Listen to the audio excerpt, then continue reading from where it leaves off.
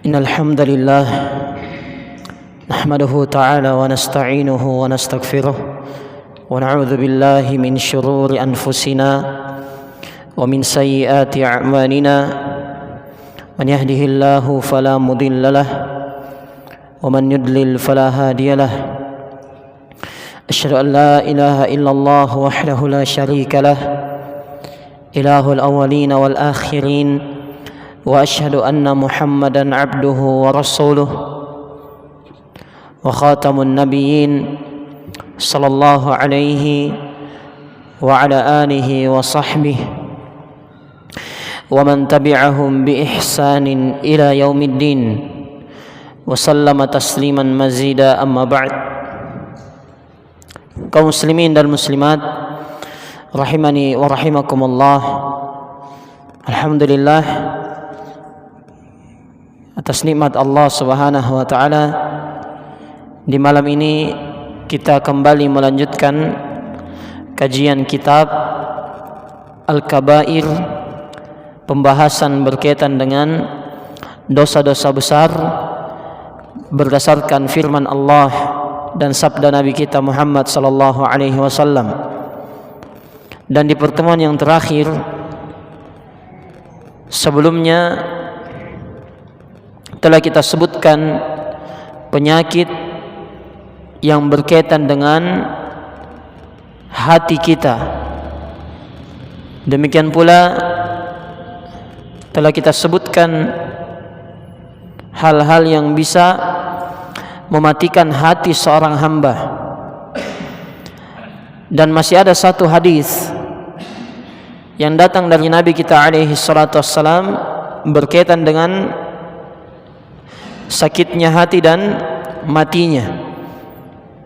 Kata penulis rahimahullah, dalam hadis yang diriwayatkan oleh Imam Ahmad, demikian pula Imam At-Tabrani, Nabi kita alaihi salatu wassalam bersabda dari sahabat Abu Sa'id Al-Khudri radhiyallahu anhu, beliau katakan, al-qulubu arba'ah, hati manusia itu hanya ada 4 macam, 4 bagian, 4 bentuk.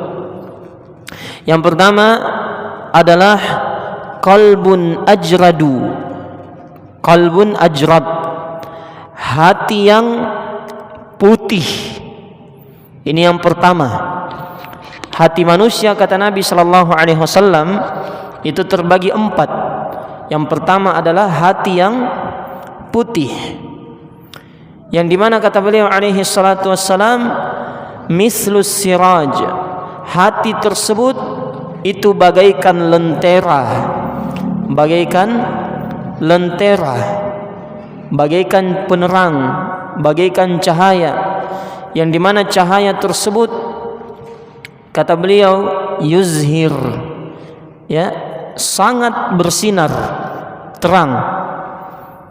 Ini dijelaskan oleh para ulama kita, maksud hati yang putih itu bersinar terang, yaitu laisa fihi gillun, ya, tidak ada pada hati tersebut rasa gil, dendam, dengki, ya, kepada orang lain. Demikian pula gish, ya, seperti hal-hal yang jelek, hal-hal yang merupakan kegelapan di dalam hati, dari penyakit-penyakit hati yang ada. Ini hati yang pertama yang disebutkan oleh Nabi kita alaihi salatu wassalam, hati yang putih, bersih, tidak ada rasa dengki, tidak ada kebencian, tidak ada rasa iri. Inilah hati yang kata Syekh Shalih Al-Fauzan, ala aslil fitrah, hati yang berada pada dasar fitrah seseorang. Dasarnya manusia tidak ada, ya, pada fitrahnya tidak ada yang seperti ini. Jelas ya? Dan inilah kata beliau hati orang yang beriman, yang dimana di dalam hatinya tersebut ada cahaya keimanan dari Allah Subhanahu wa taala. Sebagaimana firman Allah, Allahu nurus samawati wal ard, masalu nurihi kamishkatin fiha misbah, al-misbahu fi zujajah, az-zujajatu ka'annaha kawkabun dhurriyyu yuqadu min syajaratin mubarakatin zaitunah la syarqiyatin wala gharbiyah yakadu zaituha yudhi walau lam tamsashu nar nurun ala nur yahdillahu linurihi man yasha wa yadribullahu al-amsala linnas wallahu bikulli syai'in alim. Ini Allah Subhanahu wa taala sebutkan di dalam surah An-Nur bahwasanya Allah adalah nurus samawati wal ard, cahaya yang menerangi langit dan bumi. Ini perumpamaan yang Allah sebutkan ya tentang dirinya secara hissi, secara maknawi. Bukan berarti Allah yang terang seperti matahari, enggak. Melainkan Allah Subhanahu wa taala ya disebutkan dalam tafsir As-Sa'di annahu ta'ala bidzatihi nur, bahwasanya zat Allah itulah yang merupakan cahaya. Zat Allah yang merupakan cahaya. Jelas ya? Ini yang disebutkan di dalam ya kitab tafsir. Demikian pula cahaya yang berupa maknawi. Iya, syariat Allah itu cahaya, keimanan yang diberikan kepada hamba dari Allah itu adalah cahaya. Jelas ya? Masalun nurihi kamishkah fiha misbah. Perumpamaan cahaya Allah Subhanahu wa taala itu seperti sebuah mishkah, ya, lubang yang tidak tembus, yang di dalamnya ada pelita yang sangat besar. Al-misbahu fi zujajah, dan cahaya itu, pelita itu berada dalam kaca. Wa zujajatu ka'annaha kawkabun durri, dan kaca itu seakan-akan bintang yang seperti mutiara. Yuqadu min syajaratin mubarakah zaitunatin la syarqiyatin wala gharbiyah, yang dimana dari pohon ya dinyalakan di dalamnya minyak dari pohon yang banyak berkahnya, yaitu pohon zaitun. Tidak tumbuh di sebelah timur, tidak pula di sebelah baratnya, yang minyaknya saja hampir-hampir menerangi, ya bahkan tidak disentuh api. Ini dalam ya kalau kita mau baca lengkapnya ini paling bagusnya kalau kita baca dari Tafsirul Muyassar, yang dia menerangkan bagaimana cahaya Allah Subhanahu wa taala berdasarkan ayat ini. Ya, terang tapi tidak ya tidak membakar. Jelas ya? Ada biasa kadang kalau terang sekali ya bikin kita tidak nyaman. Ini perumpamaan yang datang dari Allah Subhanahu wa taala berkaitan dengan cahaya Allah. Yang syahidnya pembahasan kita ya, nurun ala nur, yang jelas Allah itu adalah cahaya di atas cahaya. Yahdillahu linurihi, Allah membimbing siapa saja kepada cahayanya. Wa yadribullahu al-amsala linnas, dan Allah memberikan permisalan-permisalan bagi manusia. Permisalan bagi yang beriman, bagi yang tidak beriman, bagi yang bertauhid, bagi yang berbuat syirik. Itu semua Allah berikan. Wallahu bikulli syai'in alim, dan Allah itu Maha mengetahui terhadap segala sesuatu. Ini hati yang pertama jamaah sekalian, hati yang ajrat, yang putih. Ajrat yakni abyad, ya, putih, tidak ada rasa kebencian terhadap orang lain, tidak ada rasa iri, tidak ada rasa dengki. Itu hati manusia yang pertama. Kemudian yang kedua, wa qalbun aglafu marbutun bighilafihi. Kata penulis, hati yang kedua berdasarkan sabda Nabi kita alaihi salatu wassalam adalah hati yang dimana hati tersebut aglaf, ya, tertutup, ya, al-marbut, diikat, ya, terikat dengan gilafihi, ya, dengan pembungkusnya, penutupnya. Apa maknanya? Ya, maknanya yamna'u dukhulal haqqi fih. Hati ini menghalangi masuknya kebenaran. Jelas, ini hati yang kedua. Kalau hati yang pertama, hati yang putih, bersih, hatinya orang yang beriman. Jangankan mau menolak kebenaran, iri sama orang saja enggak. Paham ya? Iri sama orang lain tidak ada rasa iri. Iya. Tapi kalau hati yang kedua, hati yang aglaf, tertutup, al-marbut, terikat, ya, tidak bisa masuk di dalamnya kebenaran. Wa hadza qalbul kafir. Inilah hatinya orang-orang kafir, orang-orang yang tidak mau beriman. Iya. Yang dimana Allah berfirman tentang orang Yahudi, bahwasanya mereka berkata wa qalu qulubuna gulf. Ya, mereka berkata hati kami ini ada gulfnya. Apa itu? Ya, ada penutupnya, ada yang menutupinya, yang dimana hatinya mereka tidak akan bisa mendengar dakwah dari Nabi kita Muhammad sallallahu alaihi wasallam. Biar dibacakan ayat sulit dia terima. Ya, bahkan mereka mendustakan Allah Subhanahu wa taala. Ya, bal la'anahumullahu bikufrihim. Hanya saja disebabkan karena mereka katakan hati mereka ditutup, tertutup, tidak mau menerima apa yang datang dari Nabi sallallahu alaihi wasallam, maka Allah melaknat mereka dengan kekafirannya. Faqalilan ma yu'minun, maka sedikit yang beriman dari mereka. Ada yang beriman, hanya saja ya sedikit. Ini disebabkan karena mereka tidak mau ya menerima seruan dakwah Nabi kita Muhammad sallallahu alaihi wasallam. Tidak bisa menerima kebenaran. Itu hati yang kedua. Ya, biar 1000 dalil didatangkan, jelas ya, tidak akan bermanfaat. Tidak akan apa? Bermanfaat bagi mereka.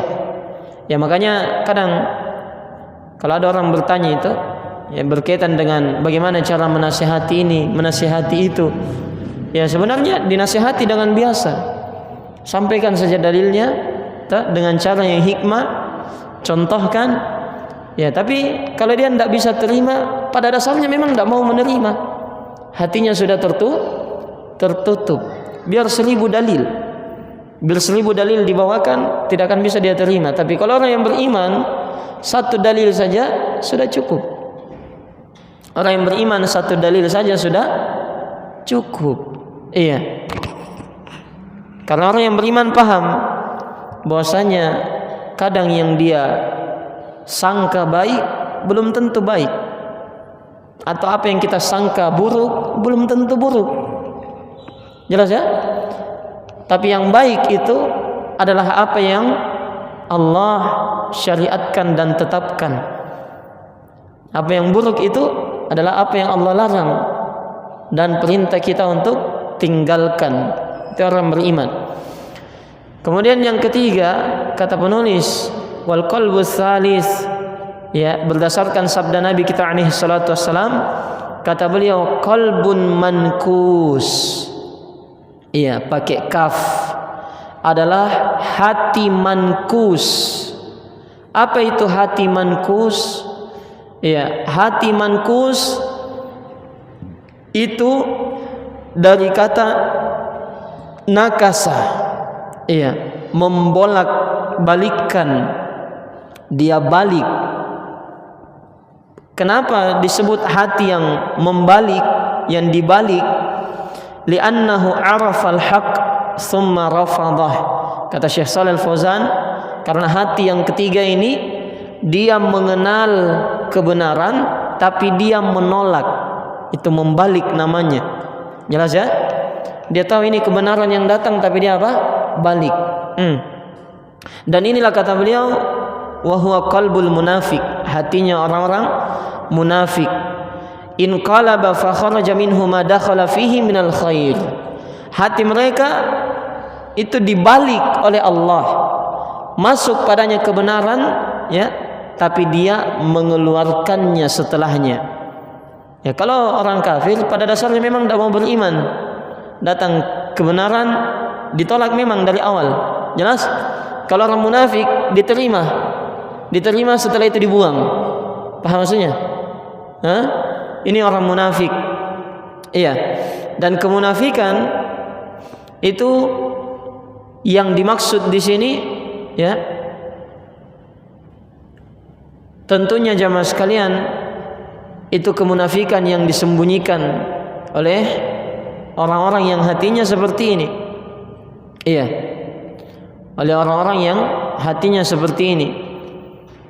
Dia menerima kebenaran, dia tahu, tapi dia tidak mengikutinya.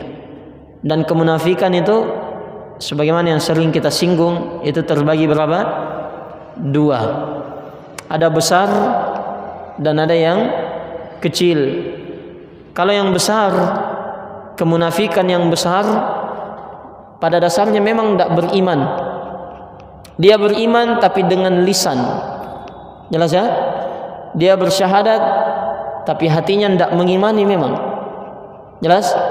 Kalau kemunafikan yang kecil, dia beriman, dia ucapkan, dia yakini, hanya saja dia jatuh pada ciri-ciri orang-orang munafik. Jelas ya? Contoh misalnya sabda Nabi, asqalus salati 'alal munafikin salatul fajr wal isya. Salat paling berat bagi orang munafik adalah salat subuh dan salat isya. Itu contoh-contohnya, dan banyak lagi ya dari sifat-sifat kemunafikan. Maka kalau ada ciri kemunafikan kecil, ini yang harus segera kita perbaiki dan kita tinggalkan. Ini hati yang ketiga. Kemudian hati yang keempat, kata Nabi kita alaihi salatu wassalam, wa qalbun musfahun, hati yang musfah. Apa itu musfah? Yang dimana ya dikatakan hati ini sebagai hati yang musfah sebab terkumpul padanya al-iman wan nifaq al-asghar, keimanan dan kemunafikan yang kecil. Kemunafikan yang kecil. Jelas ya? Jadi 3 tadi, 4. Yang pertama hatinya orang yang beriman. Iya, bersih. Tidak ada, jangankan kemunafikan, rasa iri saja tidak ada. Kepada orang lain tidak ada. Rasa benci tidak ada, rasa dengki tidak ada. Kemudian yang kedua, hatinya orang kafir yang menolak kebenaran. Kemudian yang ketiga, hatinya orang munafik. Iya, yang dia beriman dengan lisan tapi tidak dengan hatinya. Yang keempat adalah hati yang musfah. Musfah itu asal katanya ya, itu berlapis. Jelas ya? Ada beberapa lapisannya. Iya. Ini hatinya orang yang di dalamnya ada keimanan, ada kemunafikan. Ya, kemunafikannya yang mana? Kemunafikan yang kecil.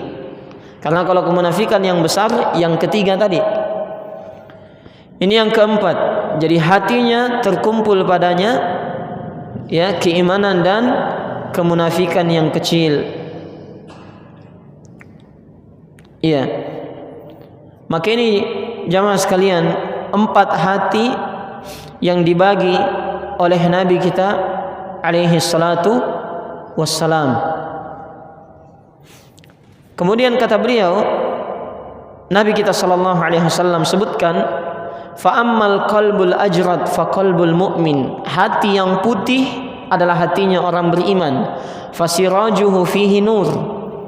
Cahaya di dalam hatinya, ya, lentera di dalam hatinya terdapat cahaya dari Allah. Wa ammal qalbul aglaf fa qalbul kafir. Adapun hati yang tertutup, tidak bisa menerima kebenaran sama sekali, adalah hatinya orang kafir.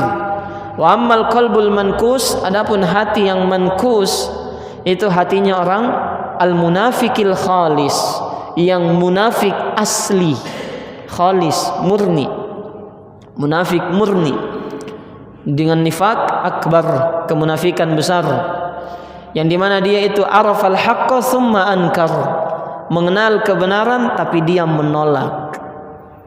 Ini banyak, jelas ya. Wa ammal qalbul musfah. Adapun hati yang musfah, fa qalbun fihi imanun wa nifaq. Hati yang dalamnya terdapat iman dan kemunafikan. Wa masalul imani fihi kamasalil baklah yumidduhal ma'ut tayyib. Wa masalun nifaqi fihi kamasalil qarhah yumidduhal qayh wad dam. Fa ayyul maddatain ghalabat 'alal ukhra ghalabat 'alaihi. Ini yang penting, yang keempat ini. Kata Nabi sallallahu alaihi wasallam, hati yang keempat, ya, terkumpul padanya iman dan kemunafikan. Permisalan keimanan yang ada di dalam hati tersebut, ya, itu seperti tumbuhan, ya, seperti apa?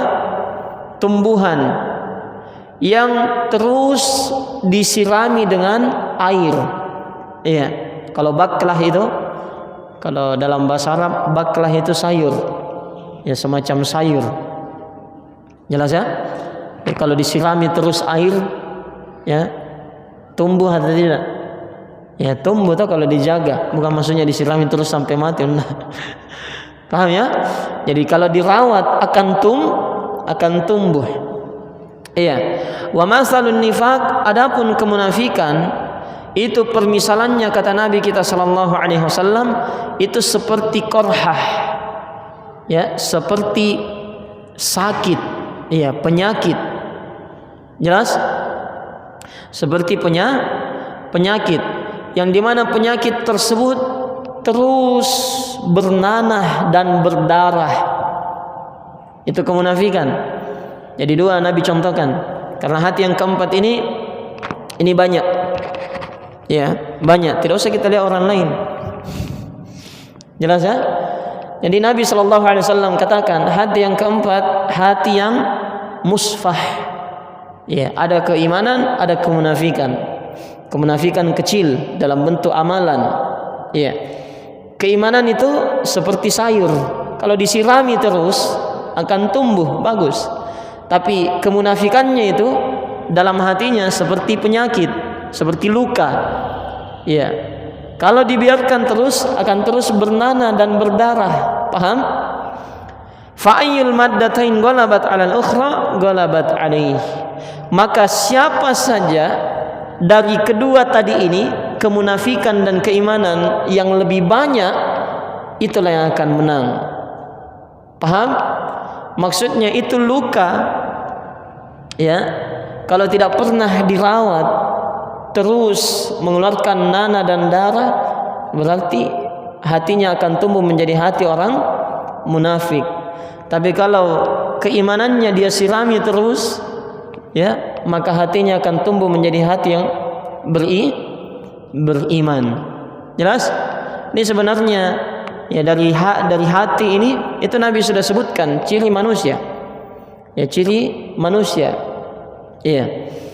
Ciri-ciri manusia Nabi sudah bagi 4. Orang beriman, orang kafir, kemudian orang munafik. Demikian pula orang yang beriman tapi jatuh pada amalan-amalan kemunafikan.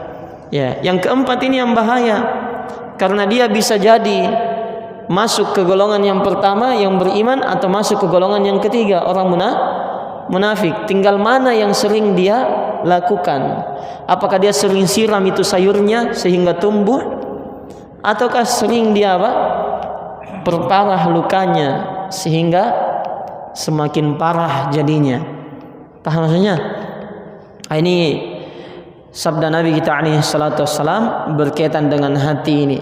Jadi ya, ketika orang itu memiliki penyakit hati dan dia ada keimanan dalam hatinya, itu masih diharapkan kebaikan darinya. Tinggal kita sering-sering ingatkan untuk menyirami hatinya. Paham? Ya, makanya dari hal yang menakjubkan yang saya ingat ya dari Ustadz Ubaid itu, dia ditanya masalah itu, dia bahasakan itu hati tidak pernah disiram. Karena memang itulah sabda Nabi tadi, hati itu seperti baklah yang ada keimanan, ada kemunafikan. Ya, dia tanya, ada ikhwah katanya sudah lama kenal sunnah, ya jarang sholat berjamaah, sering masbuk, jelas ya, sering terlambat. Paham? Ya, jadi Ustadz bilang begitulah kalau hatinya tidak sering disirami. Datang pi ustadznya baru disiram, datang pi Ustadz Hidir baru disiram. Kalau selain itu enggak pernah. Jelas ya? Maka ini ya isyarat sebenarnya kepada sabda Nabi kita alaihi salatu wassalam. Ya, hati orang yang beriman kalau dia sudah sering terjatuh dalam amalan-amalan orang munafik, berat baginya salat subuh, berat baginya salat isya, atau sering masbuk, atau sering berbohong. Jelas? Amalan-amalan kemunafikan, ya, yang merupakan kemunafikan kecil, dan ini sangat banyak. Ya, misal menyelisihi janji, ya, seperti sabda Nabi sallallahu alaihi wasallam, ayatul munafik salas, tanda munafik ada 3. Ya, idza haddasa kadzaba, kalau dia bicara dia bohong. Jelas? Wa idza akhlafa, ya, kalau dia berjanji, kalau wa idza wa'ada akhlafa, ya, kalau dia berjanji maka dia menyelisihinya. Wa idza tumina khana, kalau dia diberi amanah dia berkhianat. Itu ciri munafik. Ya, yang seperti ini harus dia sering siram hatinya. Harus dia sering siram hatinya. Bagaimana caranya disiram? Ya, sudah berlalu bersama kita. Hati itu ditumbuhkan dengan majelis ilmu. Ya, kalau sudah tahu hati bermasalah, tidak pernah juga mau ke majelis ilmu, susah. Ya, bagaimana bisa tumbuh ya menjadi baik hati tersebut kalau juga jauh dari majelis ilmu. Ini 4 hati yang dibagi oleh Nabi kita alaihi salatu wassalam. Yang jelas ya, kita perhatikan diri kita dari 4 ini, di mana hati kita, karena tidak keluar dari sini. Jelas ya? Kalau ada di posisi yang keempat, ya banyak-banyak disiram. Banyak-banyak baca nasihat. Ya, banyak-banyak baca nasihat-nasihat. Iya. Ada satu kitab yang bagus, saya tidak tahu ada terjemahannya atau tidak. Cuman di dalamnya sebenarnya banyak, ada hadis-hadis yang lemah, ada hadis-hadis yang tidak sahih dari Nabi sallallahu alaihi wasallam, cuman bagus isinya. Judulnya itu Tanbihul Ghafilin. Tanbihul Ghafilin. Ustaz Abdul Qadir pernah bahas sampai selesai. Itu kitab tebalnya luar biasa. Ya, berisi hadis-hadis untuk memperingatkan orang-orang yang hatinya lalai dari Allah Subhanahu wa taala. Kemudian berikutnya kata penulis, babu dzikrul ridha bil ma'siyah, berkaitan dengan penyakit hati lagi, bab dosa besar meridhoi maksiat. Meridhoi apa? Maksiat. Ruwiya an Abdullah ibni Mas'udin radhiyallahu anhu, datang dari sahabat Abdullah ibnu Mas'ud, dia berkata, halakta illam ya'raf qalbukal ma'ruf wa yunkiril munkar. Sungguh kamu akan celaka apabila hatimu itu tidak bisa mengenali mana kebaikan dan tidak bisa mengingkari yang namanya kemungkaran. Jelas? Jadi akan celaka kamu jika hatimu tidak bisa mengenali mana kebaikan dan tidak bisa mengingkari yang mana kemungkaran.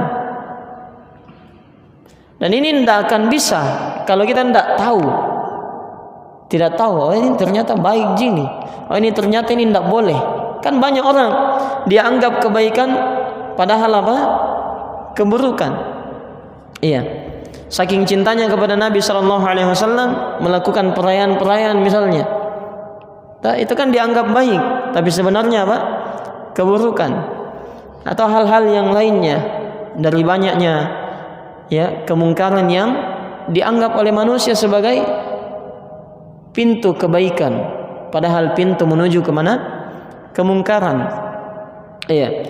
Wali Muslimin anhu, diriwayatkan oleh Imam Muslim dari sahabat Abdullah bin Abbas, Nabi kita bersabda, "Ma min nabiyyin ba'atsahu Allahu fi ummatin qabli illa kana lahu min ummatihi hawariyuna wa ashab ya'khuduna bi sunnatihi wa yaqtaduna bi amrihi thumma innaha takhlufu min ba'dihim khuluf yaquluna ma la yaf'alun wa yaf'aluna ma la ya'murun wa ma la yu'marun faman jahadahum biyadihi fahuwa mu'min wa man jahadahum bilisanihi fahuwa mu'min wa man jahadahum biqalbihi fahuwa mu'min wa laysa wara'a dzalika minal imani habbatu khardal."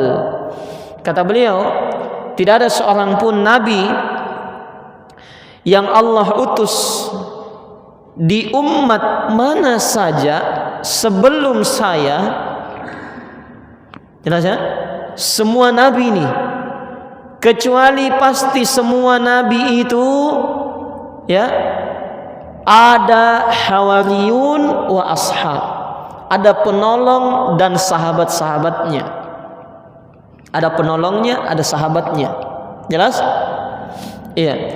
Ya'khuduna bi sunnatihi, yang dimana penolong dan sahabat nabi-nabi tersebut akan mengambil sunnah nabinya. Wa yaqtaduna bi amrihi, dan mengikuti perintahnya. Jelas? Dipahami? Ya, jadi Nabi kita sallallahu alaihi wasallam misalnya punya sahabat-sahabat, punya penolong-penolong. Paham? Bahkan sebelum beliau diutus jadi rasul sudah ada penolongnya. Sudah ada apa? Penolongnya. Ya tahu ya kisah awal turunnya wahyu. Di mana awal turunnya wahyu? Iqra bismi rabbikal ladzi khalaq. Di gua apa? Gua Hira. Iya. Awal kali turunnya wahyu, sebagaimana yang kita maklumi, Nabi SAW itu dipeluk kencang sama Jibril. Setelah itu disuruh baca Iqra. Ya, dia bilang ma'ana biqari, saya tidak bisa membaca. Terus 3 kali diulangi Iqra bismi rabbikal ladzi khalaq sampai selesai ayat kelima. Jelas? Setelah itu pergi kemana? Ke Khadijah. Ya, setelah itu Khadijah membawanya kemana? Mughirah atau Waraqah? Waraqah, bukan Mughirah. Waraqah ibn Naufal. Itu yang dibawa ya oleh Khadijah. Nabi SAW dibawa oleh Khadijah ke Waraqah ibn Naufal. Ini Waraqah ibn Naufal itu meninggal sebelum Nabi diutus sebagai rasul. Sebelum Nabi diperangi oleh kaumnya, diusir dari negerinya. Tapi Waraqah ibn Naufal sudah bertekad jadi penolongnya. Dia bilang apa? Iya, andai kata saya masih hidup, saya akan membela kamu. Makanya para ulama ketika ditanya apakah dia Waraqah ibn Naufal termasuk sahabat, jawabannya iya. Karena sebelum Nabi diutus saja sudah mau membela. Masalahnya belum ya, belum diusir oleh kaumnya. Ini contoh. Jadi setiap nabi siapapun itu akan ada penolongnya, ada sahabatnya yang mengambil sunnahnya, mengikuti perintahnya. Summa innaha takhlufu min ba'dihim khuluf. Setelah sahabat-sahabat dan penolong-penolong nabi itu meninggal, diganti lagi oleh orang lain, yang dimana orang-orang tersebut yang menggantikannya yaquluna ma la yaf'alun, berucap sesuatu tapi tidak mereka lakukan. Paham? Berucap sesuatu tapi tidak mereka apa? Lakukan. Misal, ayo bersedekah, banyak-banyak bersedekah. Nah, dia tidak pernah keluar uangnya biar 1000. Paham misalnya ya? Ya, mengajak kepada kebaikan dia sendiri apa? Tidak pernah. Wa yaf'aluna ma la yu'marun. Atau dia kerjanya beramal, tapi kata Nabi, mereka mengamalkan sesuatu yang mereka tidak diperintahkan. Mereka beramal tidak diperintahkan oleh Nabi sallallahu alaihi wasallam. Maka kata Nabi, barang siapa yang berjihad dengan tangannya melawan mereka, maksudnya menghentikan apa yang mereka lakukan itu, maka itulah orang beriman. Atau menghentikan mereka, jelas ya, ada orang misalnya dia ini seruannya zuhud terus. Ya, Anda pernah lihat ya? Ya, dari sebagian ulama-ulamanya itu terus menyeru kepada apa? Zuhud. Ya.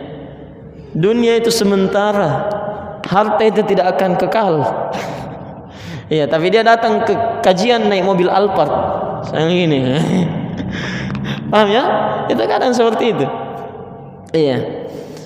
Ini contohnya, siapa yang memerangi mereka dalam artian berjihad melawan mereka, menghentikan apa yang mereka lakukan dengan perbuatannya, dengan tangannya, maka dialah orang beriman. Atau dengan lisannya. Kadang-kadang kita tidak bisa paksa orang berhenti dari apa yang dia lakukan, tapi kita bisa nasihati dia. Itu juga orang beriman. Jelas? Iya. Wa man jahadahum biqalbihi, atau melawannya dengan hatinya. Bagaimana cara melawan dengan hati? Ya, dengan mengingkarinya. Kita tidak terima, pokoknya saya tuntutin di hari kiamat. Ini menggelapkan dana haji. Misal, itu kan contoh. Iya, tidak boleh kita ridha terhadap kemungkaran meskipun dia kiai kita, ustadz kita, guru kita. Yang namanya salah tidak akan berubah jadi benar hanya karena pelakunya adalah sang guru.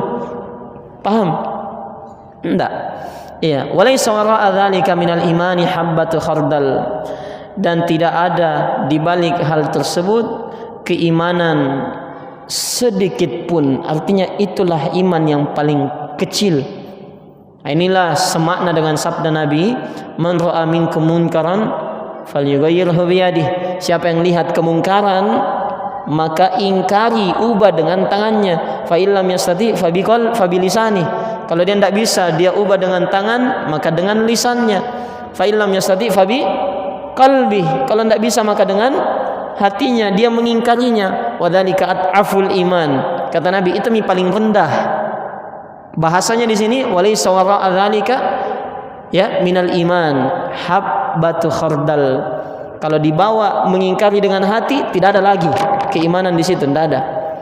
Kalau dengan hati kita tidak mengingkari, berarti sama saja kita tidak beriman, jatuh dalam dosa besar. Jelas ya? Jadi perbuatan kemungkaran, dosa dan maksiat itu kalau kita lihat datang dari sebagian orang, ya tidak boleh kita ridhoi, harus kita perbaiki kalau bisa. Ya, kita nasihati kalau bisa, atau paling minimalnya kita mengingkarinya. Ya, misalnya sudah tahu anaknya merokok, dia bilang tidak apa-apa, masih anak-anak. Atau gurunya yang dipecat. Jelas contoh ya. Itu kan ya, jelas sekali dari kemungkaran yang merusak, bukan cuma merusak dirinya tapi merusak orang lain. Ya, ini yang disebutkan oleh Nabi kita sallallahu alaihi wasallam. Kemudian berikutnya dibawakan oleh penulis di sini berkaitan dengan masalah ini hadis dari Ummu Salamah radhiyallahu anha. Disebutkan bahwasanya innahu yusta'malu 'alaikum umara fata'rifun wa tunkirun. Nabi sallallahu alaihi wasallam bersabda, sungguh akan diangkat yusta'mal, akan dipekerjakan, pakai fi'il mudhari, akan. Artinya kalau ada, tidak usah heran karena memang akan ada. Kata Nabi, yusta'malu 'alaikum, akan diangkat di tengah kalian umara, pemimpin-pemimpin. Fata'rifun wa tunkirun. Kalian tahu ini pemimpin, tapi kalian mengingkari ya dirinya.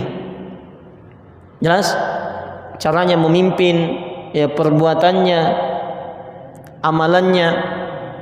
Iya. Faman kariha faqad bara'a wa man ankara faqad salima. Ya, faqad bari'a wa man ankara faqad salima. Walakin man radiya wa taba'a. Iya. Kata Nabi sallallahu alaihi wasallam, barang siapa di antara kalian yang membencinya sampai-sampai tidak mau mentaatinya, jelas, maka itu sama saja dengan bari'ah, dia telah berlepas diri darinya. Waman ankara faqad salima, tapi siapa yang mengingkari amalan si pemimpin itu, maka dia telah selamat. Ya, walakin, akan tetapi, man radiya wa taba'a. Iya. Maksudnya apa? Dia benci dengan hatinya, dia ingkari dengan hatinya, namun ya seorang itu tetap mentaatinya. Ini berkaitan dengan pemimpin. Nabi kita sallallahu alaihi wasallam itu sudah ingatkan akan muncul nanti orang yang diangkat di tengah-tengah kita. Kita kenal dia, ya, tapi kita ingkari apa yang dia lakukan.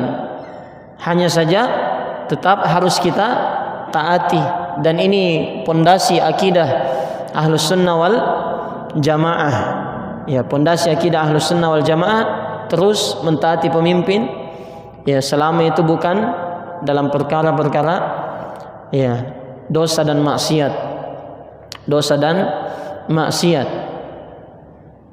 Siapa yang mengikutinya, maksudnya mengikuti juga kemungkarannya, ya, faulaika humul halikun, maka mereka lah yang akan binasa. Ya, mengingkari kemungkarannya itu keharusan, tapi mentaatinya juga itu keharusan. Tapi kalau mengikutinya sampai kesalahannya, nah, itulah yang akan binasa. Iya, ini Nabi kita alaihi salatu wassalam ingatkan. Yang jelas di sini yang ingin ditekankan oleh penulis, kemungkaran muncul dari siapa saja harus diingkari, meskipun itu pemimpin. Kenapa dibawa pemimpin? Karena pemimpin itu dalam pembahasan akidah itu bagaimanapun dia harus ditaati. Bahkan sampai Nabi katakan, wa in duriba dhuhruka wa in ukhidha maluka, meskipun dipukul punggungmu dan dirampas hartamu, harus ditaati pemimpin. Harus ditaati. Tapi bersamaan dengan itu, kalau ada kemungkaran dari pemimpin, harus diingkari dengan hati. Paham? Nah, ini penulis bawakan karena memang mencocoki ini. Jadi kemaksiatan, ya, kemungkaran datang dari mana saja, kalau itu adalah kesalahan, kekeliruan, harus diingkari. Meskipun itu datang dari kiai, meskipun itu datang dari presiden, ya, meskipun itu datang dari ustadz, siapa saja. Tidak boleh kita oi, ustadz saja lakukan ji. Nah, itu kan banyak toh. Ya, ustadz ini saja sering, ya, bukan ustadz yang jadi dalil. Paham?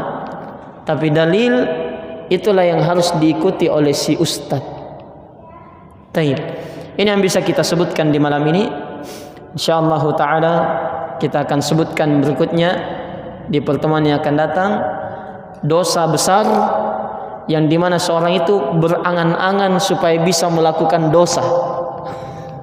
Dia tidak melakukan dosa, tapi dia kalau banyak uangku, misal semuanya ini saya sikat. Paham ya? Ya, dia akan bikin ini. Pokoknya macam-macam dosa dan maksiat yang dia harapkan. Itu termasuk dari dosa besar. Akan kita sebutkan nanti di pertemuan yang akan datang. Kita cukupkan. Ada pertanyaan sebelum kita tutup? Ada ya? Taib, subhanakallahumma bihamdik, asyhadu an la ilaha illa anta astaghfiruka wa atubu ilaik. Alhamdulillahirabbil alamin. Assalamualaikum warahmatullahi wabarakatuh.